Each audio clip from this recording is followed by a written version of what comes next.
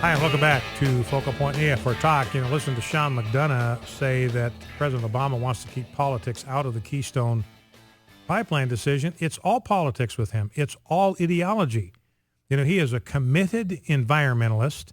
He believes, if you strip it away, he believes that you and I, that human beings are noxious weeds, that we are parasites, that we are the primary threat to Gaia, that we are a blight on the surface of the planet, and that our imprint must be removed at all costs. And so that's where President Obama is coming from.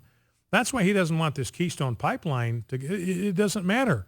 It's not going to matter what the State Department says. It wouldn't matter what the EPA says. He's just not going to sign on to that thing because he is fundamentally against inexpensive fossil fuel energy. He's got an ideological bias against it. And so it's just not going to happen on his watch. All right, let's grab a couple of phone calls coming out of the break. Let's go to B from Welch, Virginia. B, if we can bring her in. Welcome, B. What's on your mind? This is B. Yes, go right ahead. Well, I just wonder, why can't we just impeach Obama? Well, you've got a lot of people asking that same question. And here's the significant thing, B. I talked about this last week. You got Megyn Kelly on Fox News. I mean, she's next to Bill O'Reilly. She's the most watched cable news person in America. And she was asking Mitch McConnell that exact same question. Why don't you impeach this guy? And Mitch McConnell wouldn't answer her question. He dodged it and bobbed and weaved, and she let him skate and, went on to other things. And then you've got this liberal writer, Nat Hentoff, rather, used to write for the Village Voice for 50 years. That guy's uber left, and he says he believes that President Obama should be impeached. So you got voices on the right now, voices on the left. I think Judge Napolitano has weighed in, saying that what President Obama has done is impeachable. Alan West has weighed in, saying what he has done is impeachable. You've got a conservative, I don't remember his name now, but a Republican legislator, a member of Congress, says he believes if they took a vote to impeach Obama today in the House, they could do it. This was a month or two ago.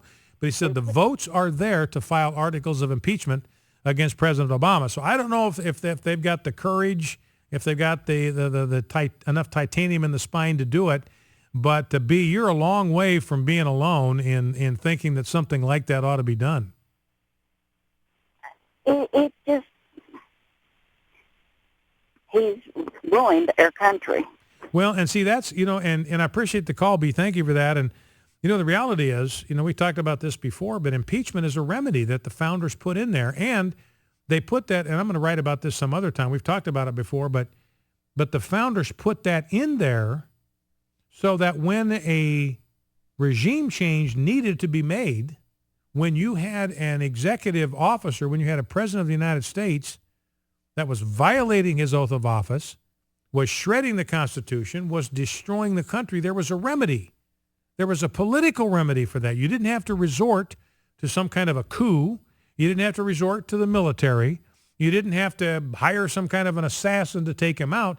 You had a peaceful, orderly, political way to do it. That's the way you do it in a constitutional republic. And that's what impeachment is all about. And I'm guessing that the founders, and I'm making an educated guess here about their mindset, but I do not believe that they thought that the power of impeachment was something that was never going to be used. It's like it's like a one iron that you carry in your golf bag. Nobody hits a one iron anymore. So what do you have it in the bag if you're never going to use it? So that impeachment clause is kind of like a one iron. It's there in the bag, but nobody thinks you're going to use it. Nobody plans on you using it, and it's just basically useless. But I don't think the founders intended it that way. I think the founders looked at the power of impeachment as more like a 5-iron.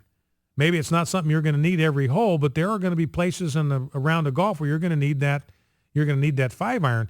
So I don't think the founders, if you were to talk to a James Madison today and look back on how rarely the power of impeachment has been used, they would say, we had no idea that it was going to be used this rarely.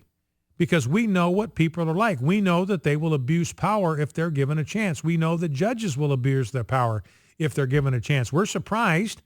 We're frankly surprised that you didn't use the power of impeachment to take out those Supreme Court justices that removed prayer and the Bible from schools and the Ten Commandments from classrooms. Why didn't you impeach those guys? Why didn't you take them out?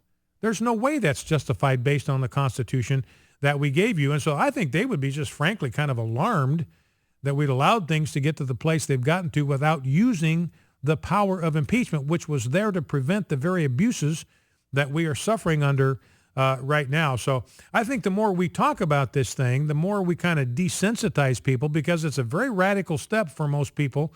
I don't think the founders, I mean, it's clearly a I don't know what term to use. It's a major step. It's a significant step.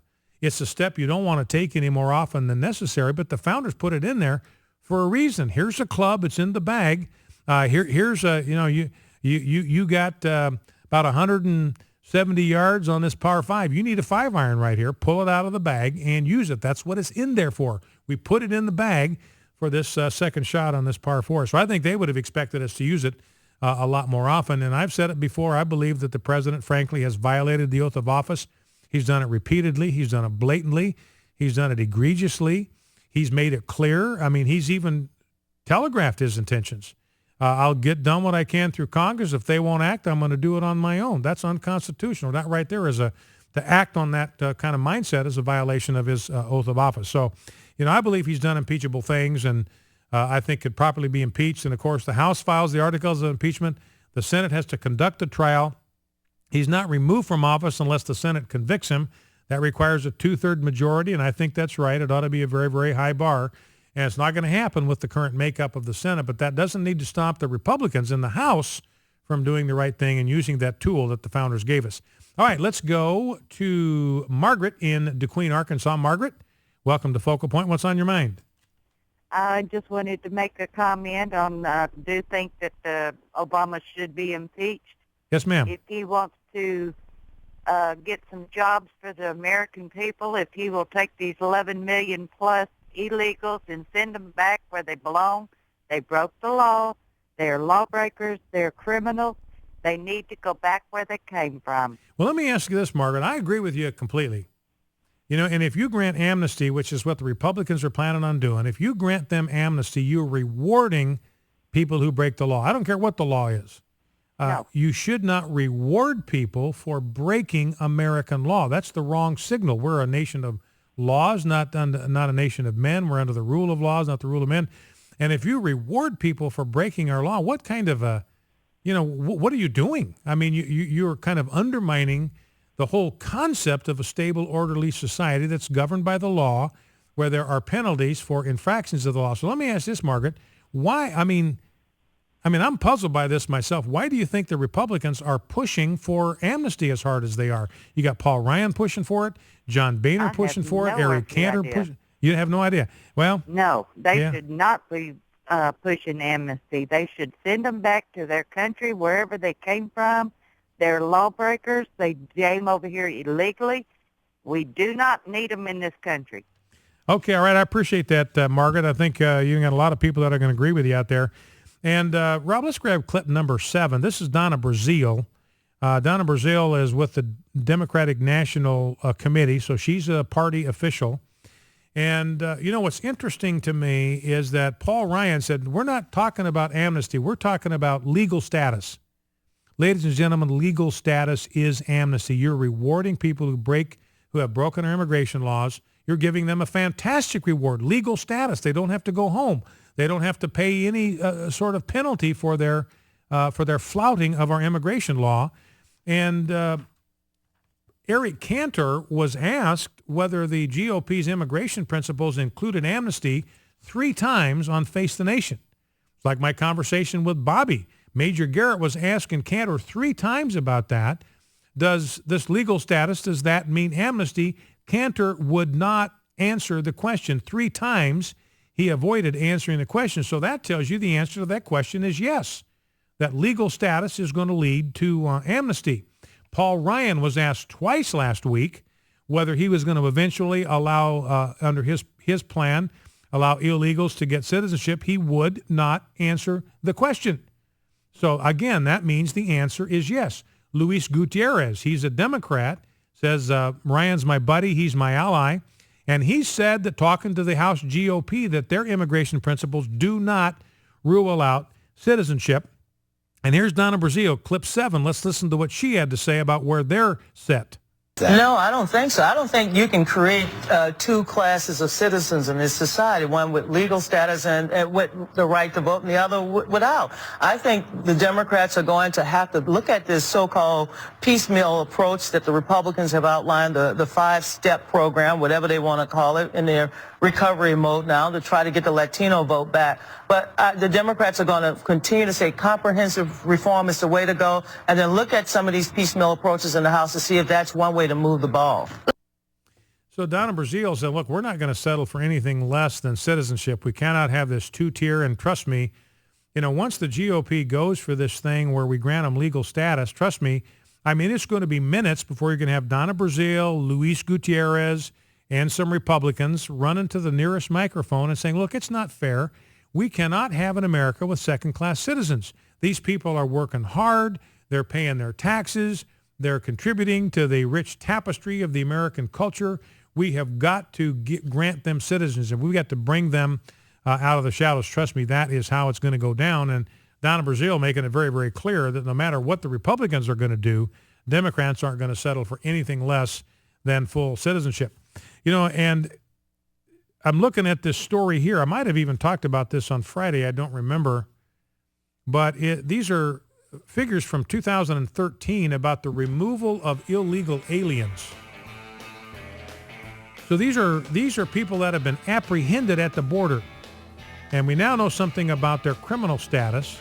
And remember the mantra that we're always given, hey, these illegals, they're just good people trying to make a living. Well, in fiscal year 2013, ICE, that's Immigration Customs Enforcement, removed 368,644 aliens. Of those, 133,551 were caught inside the United States. Weren't apprehended at the border, but were picked up inside the borders of the United States. 82% of that group were previously convicted of a crime. And of the illegal aliens they've apprehended at the border, 45% of them 45% have a criminal record. And those are just the ones that they've caught. And they estimate that they catch maybe 1 out of 10.